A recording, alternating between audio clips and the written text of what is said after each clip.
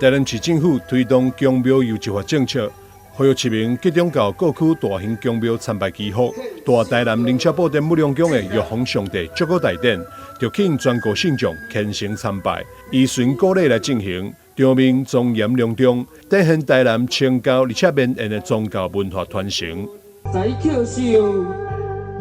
，12叩首，分庭祝古受靈，經古濟靈。武良宮主委王大明表示，玉皇上帝祝古大典千年傳拜，在武良宮已經有數十年的歷史，是地方真有代表性的傳統祭典。每年信眾攏會自發祈求廟埕，一向虔誠3跪10個叩首，恭祝天公祖萬壽。非常感恩啊！來自全國所有的信眾，會當人齊聚一堂，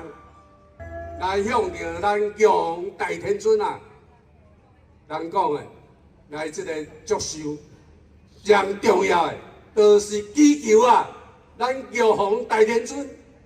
會當人庇佑啊，每一位新的一年會當帶來啊。新的氣象，帶來新的機運，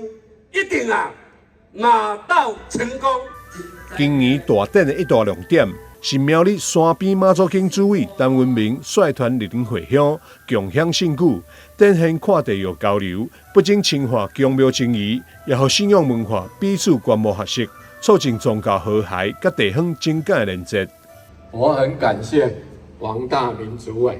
疼惜我這個陳小明，願意來扶植我們。我們今年10月9號、10月10號將會捲土重來，我們會來這裡7個里，好好的站進，好好的賜福，好好的把它走一趟，好不好？好，我們敬請期待。台南作為宗教文化重鎮，當年致力在保存傳統祭儀，並推動宗教遊執法發展。武良宮持續以完整的古禮舉辦玉皇上帝祝古大典，結合跨縣市宗教文化交流，讓信仰不僅是地方精神寄託，更成為凝聚人心、傳承文化重要力量。台南新聞張偉忠採訪報道。